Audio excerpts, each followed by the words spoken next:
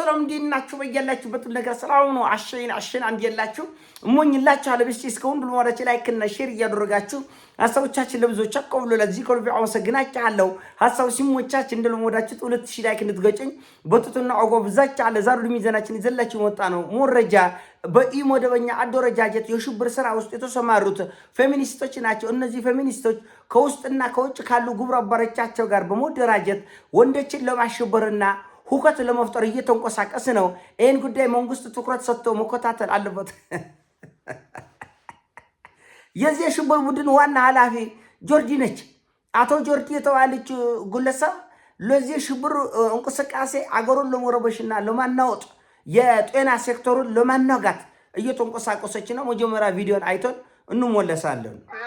በተግባር ለማሳየት ያሰብናቸው ነገሮች ምንድናቸው? ተመልከት። አንደኛ ከስራ መቅረት፣ ስራ አይገቡም። ትምህርት ቤት ከኪችኑ መቅረት፣ ከቤታችን ኪችን መቅረት አንደኛ ከኪችኑ አሁን ተመልከት። ይሄ እንግዲህ ከፍተኛ ሽብር ስራ ነው። እነዚህ ኢመደበኛ ኃይሎች በወንዶች ላይ በሚሰሩት አሻጥር ምክንያት ኪችን አንገባም እያለ ነው። ኪችን አለመግባት ማለት ምን ማለት? አንድ ሴት የወላችበትን ካላጦፈች፣ ልጆቿ አይበሉበት የጠጡበት ካላጦፈች በዝንብ ልታስወርረን ማለት ነው።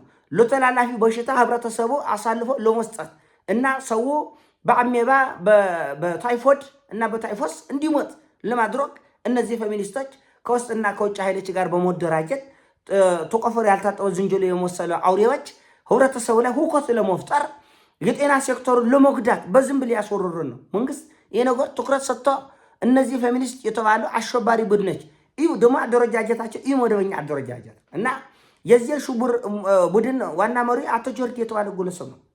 አቶ ጆርጂ የተባለ ግለሰብ ከዚህ በፊት በብዙ ችግሮች እና ነውሮች ብልግናች የተገኘ እጅ ቆፍንጅ የተገኘ ሁከት ለመፍጠር በህብረተሰብ ውስጥ እንዴት ነው ኪችን ውስጥ እናት አንድ ሴት እቤት ተዘፍዝፋ ልትውል ነው እንደ ልጆቿ ካላበላች ኪችን አልገባችም ማለት እኮ ህፃናት በረሃብ እንዲሞቱ እያነሳሳች ነው ህብረተሰቡ ማለት ነው። እውነት እኮ ነው ምላጫለት ህብረተሰቡ የገንዛ ልጆቻቸው ኪችን ባለመግባት ገበያ ባለመውጣት ነው ያለችው። ገበያም አንገባም፣ ሽንኩርትም አንገዛ፣ እህሉም አንገዛ፣ ኪችንም አንገባ አንወስልም። ልጆቻቸው በረሃብ ለመፍጀት የሚደረግ እጅግ በጣም አደገኛ የሽብር እንቅስቃሴ ነው እና ህብረተሰቡ በዚህ ጉዳይ ላይ መረባረብ አለበት። ኪችን አንገባም ማለት ምን ማለት ነው? ትምህርትስ እሺ እምቢ ካላቸው ምን ይደረጋል? እኔ ጆርዲ የጉድ ተማሪ አልልም፣ ልማድሽ ሊሆን ይችላል።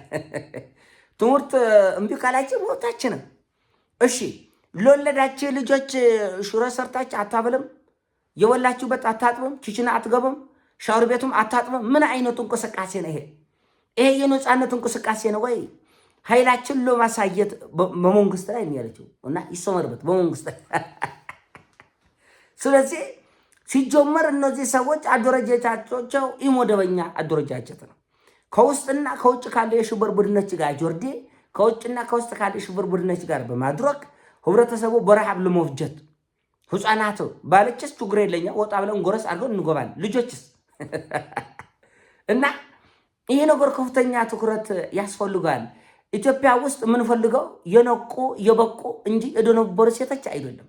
አሁን የፌሚኒስት የተባለ አደረጃጀት ኢመደበኛ አደረጃጀት ከሞላ ጎደል በደነበሩ ሴቶች የተደራጀ የተጠናከረ ነው እና እነዚህ የደነበሩ ሴቶች አንወልድም፣ አንገባም፣ አንረግዝም፣ አንወጣም፣ አንጎባም እያለን አስቸግረናል እና ይሄ ለሀገሪቱ ሁሉና መሰናክል በመሆኑ ምክንያት እነዚህ ሰዎች ምን ማለት ነው? አንማር ማለት ትምህርት ቤት አንሄድ ማለት ምን ማለት ነው? ከነፃነት እንቅስቃሴ ጋር ሰውን ፈልጋችሁ ነው ትምህርት ላለመማር መሀይም ሆነ ለመቁረጥ ፈልጋችሁ እንዴ? ትምህርት አለመሄድና ነፃነት እንቅስቃሴ በምን አጎናኝ? ስራ አንሄድም የሚለው መብታችን ነው። ስራ አንሄድም የምለስ ምንም ችግር የለም። በነገታ ሶስት ተኩቶ ይጠብቅሻል። ብዙም እኔ በግሌ አያስጨንቀኝም። እኔ አሁን ስራ አንሄድም የሚለው መብታችን ነው። ትምህርት አንሄድም ከተባለ መብታችን ነው። ነገር ግን በትዳር በምትኖርበት ቤት ውስጥ ክችን አንገባም የሚለው ነው ሆድን እየበላኝ ዋይ አንጀት እና ህፃናትን በረሃብ ለመፍጀት የምታደርጉት እንቅስቃሴ አንድ። ሁለተኛ ደግሞ በዝንብ ልታስወርርና እንዴ የበላሽበት አንቺ ካላጠብ እሺ ገበያ አልሄድም አለሽ፣ ምግብም አልሰራም አለሽ፣ ቡሌ ልትለሙኝ ነው እንዴ? ኮች በፌስታል እንትን ይዞሽ ልትወጪ ነው። ትምህርት ቤት የማይሄድ ስራ አንድ ሴት ስራ ካልሄደች እሺ ባላ በሰጣት ብርም ደግሞ ገበያ ሄዳ ማትገዛ ከሆነ እሺ የተገዛውንም ኪችን ገብታ ማትሰራ ከሆነ ምን ልታደርግ ነው እንዴ? ብሌ ልታጣ ነው እንዴ ኮቴል? ስለዚህ መብት የምታስከብር እየሰራሽ እየተማርሽ እየተመራመርሽ እየወላሽ እየጦጣሽ ልጆች ያወላሽ ልጆች ያጦጣሽ ነው እንጂ ይሄ የሹብር ስራ በመሆኑ አደረጃጀት ምናልባት ግብፅ ልካት ሊሆን ይችላል። ጆርጂን ምናልባት የግብፅ ተላላኪ ልትሆን ትችላለች። የሱዳን ተላላኪ ልትሆን ትችላለች። ከውስጥና ከውጭ ካለ አሸባሪዎች ጋር በመደራጀት ኪችኑ እንዲግማማ ለማድረግ እና ባካችሁ እህቶቼ ለመንቃት ለመብቃት ሞክሩ እንጂ ለመደነባበር አትሞክሩ። እኛ ሀገር በእርግጥ ብሔርን በተመለከተ ሃይማኖት በተመለከተ ጾታን በተመለከተ ተጎዳን ተበደሉን የሚሉ ሰዎች ከመንቃትና ከመምቃት ይልቅ ወደ መደነባበር ነው የሚሄደው። ደግሞ ብዙ መንገድ አያስኬድም እንቅስቃሴዎች። አሁን ጆርዲ ባለፈ ቤቱ ንብረቱ በማን ስም ነው ያለው? መኪናው ቤቱ በማን ስም ነው? ኦኬ ጥሩ ነው።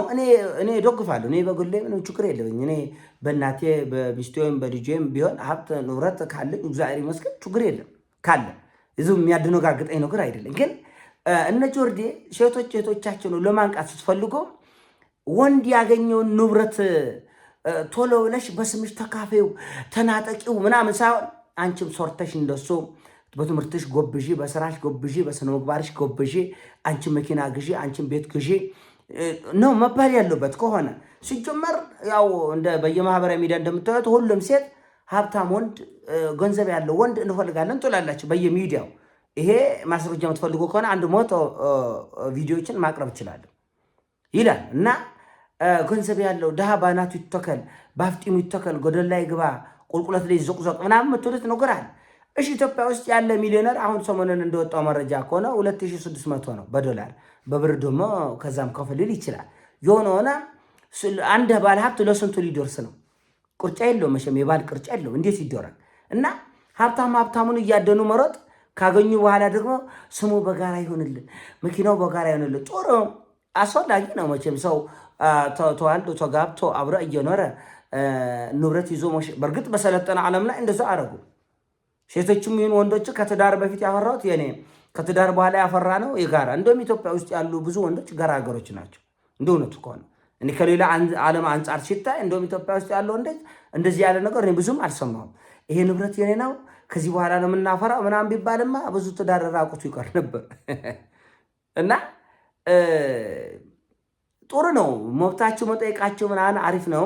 ጎን ለጎን ደግሞ እናንተም መኪና ለመግዛት እናንተም ቤት ለመግዛት እናንተም ኑሮ ሀብት ለማፍራት መሯሯጥ ነው እንጂ አምጣው ያም የጋራ ይህም የጋራ የሆነው ትንሽ ወሰብሰብ ይላል። እና እባካቸው ሴቶች ለመንቃት ለመብቃት ሞክሩ፣ ለመደነባበር አትሞክሩ። በዚህ በፌሚኒስት በኩል ያለ ኢመደበኛ የሽብር ኃይል ከውስጥና ከውጭ እየተደራጀ ወንዶችን ለማሸበርና ልጆችን በረሃብ ለመፍጀት እየተንቀሳቀሰ በመሆኑ እኔ ያው የበኩሌን አስተዋጽኦ ማድረግ ስላለብኝ ነው። ዙም አይደለም መቼም እና ዙም እንበል እንዴ ኪችኑ ይግማማ።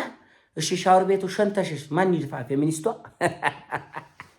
እባካችሁ እስቲ ለእናንተ ለፌሚኒስት ሴቶች የምጠይቃቸው መብታችሁ የእናንተ መብት እስኪከበር ድረስ ኪችኑን ዝንብ ይውረረው ወይ? ጥያቄ እስከ መቼ ነው የሚቀጥላል? ኪችን አንገባም ብላለች።